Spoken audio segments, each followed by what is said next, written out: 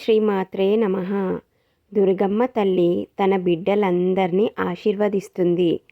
అమ్మ ఆశీర్వాదం అమ్మ బిడ్డలందరిపై ఉంటుందని. అమ్మ తన బిడ్డలందరినీ ఆశీర్వదిస్తుంది.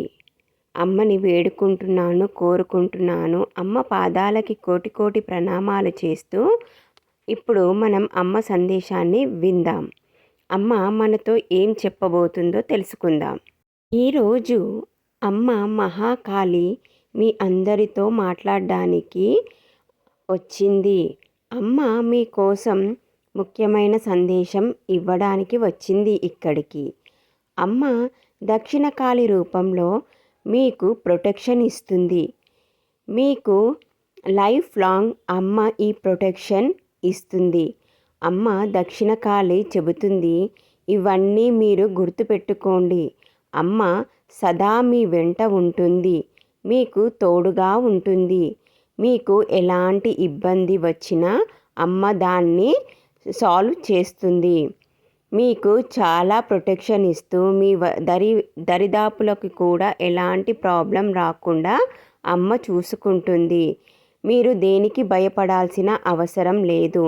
అమ్మ త్రిపుర సుందరి దేవి రూపంలో మీకు మీ చుట్టూ ఒక మంచి సురక్షా కవచాన్ని ఏర్పరిచింది. అమ్మ మీకోసం ఒట్టి రక్షణ కవచమే కాదు, సదా మీకు అన్ని విధాలుగా అన్ని దక్కేలా కూడా చూసుకుంటుంది. మీరు ఇంతకుముందుకు చాలా కోల్పోయారు, కానీ ఇప్పుడు అలా జరగదు. మీకు అన్నీ లభిస్తాయి. మీరు మీ కుటుంబంతో సుఖంగా సంతోషంగా ఉంటారు. మీరు కావాలనుకున్నది అమ్మ మీ వరకు చేరవేస్తుంది. మీకు జాబ్ పరంగా కూడా ప్రమోషన్స్ వస్తాయి. బిజినెస్ ముందుకు బాగా సాగుతుంది. ప్రతి దాంట్లో సక్సెస్ని చూస్తారు మీరు. అలాగే మీది ప్రేమ పెళ్ళి అయ్యే అవకాశం ఎక్కువగా ఉంది.